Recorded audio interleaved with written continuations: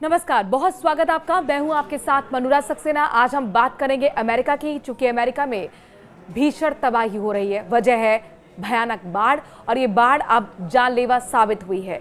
6 अमेरिकी राज्य इससे प्रभावित हैं, जिसमें 14 लोगों की अब तक मौत हो चुकी है। तापमान -50 डिग्री तक कई इलाकों में दर्ज किया गया है। वहां के हालातों के बारे में हम आपको बताएंगे। दरअसल 6 अमेरिकी राज्यों में बाढ़ के हालात ये हैं कि 14 की मौत और कुछ इलाकों में तापमान -60 डिग्री तक पहुंच गया है। भीषण ठंड से इस वक्त अमेरिका के 9 करोड़ लोग जूझ रहे हैं, और बाढ़ से सबसे ज्यादा नुकसान केंटकी राज्य में हुआ है। यहां पर 12 लोगों की मौत दर्ज की गई है। अमेरिका के 6 राज्य केंटकी, जॉर्जिया, वर्जीनिया, पश्चिम वर्जीनिया और टेनेसी के साथ इंडियाना बाढ़ से जूझ रहे हैं। सबसे ज्यादा नुकसान केंटकी राज्य में जानकारी मिल रही है हुआ है। वहां पर 6 दिनों के अंदर ही 12 लोगों की मौत हो गई है, जबकि पश्चिमी वर्जीनिया और जॉर्जिया में एक मौत हुई है।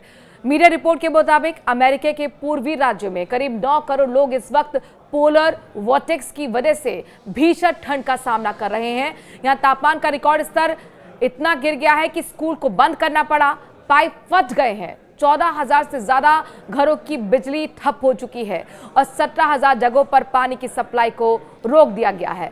नेशनल वेदर सर्विस के मौसम विज्ञानी एंड्रू ओरिसन ने बताया कि मध्य अमेरिका में इस समय सबसे कम तापमान है।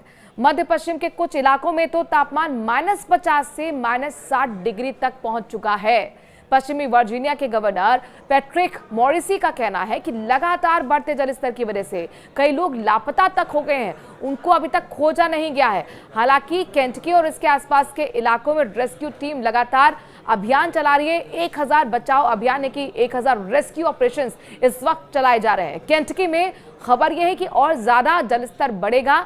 बीते कुछ दिनों में केंटकी के कुछ हिस्सों में 6 इंच, यानी कि अगर आप सेंटीमीटर में इसे कैलकुलेट करेंगे तो 15 सेंटीमीटर तक बारिश हुई है, और यही वजह है कि बड़े पैमाने पर बाढ़ की समस्या बन गई।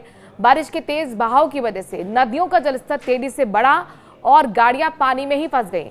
सर्विस के केंटकी राज्य के लिए चेतावनी जारी कर कहा गया है कि राज्य के कई इलाकों में अगले कुछ दिनों में नदियों का जलस्तर और बढ़ने वाला है। इसके साथ ही प्रभावित क्षेत्रों में तापमान और ज्यादा गिरावट इसमें दर्ज की जाएगी, यानी कुल मिलाकर वहां के लिए चेतावनी जारी कर दी गई है। इसके साथ साथ एक और राज्य है पोलर वॉर्टेक्स से जूझ रहा है अमेरिका, जिसमें इस बाढ़ के पीछे पोलर वॉर्टेक्स यानी कि ध्रुवीय भंवर के बर्फीले तूफान को प्रमुख वजह, यानी कि मेन जो फैक्टर है, से माना जा रहा है।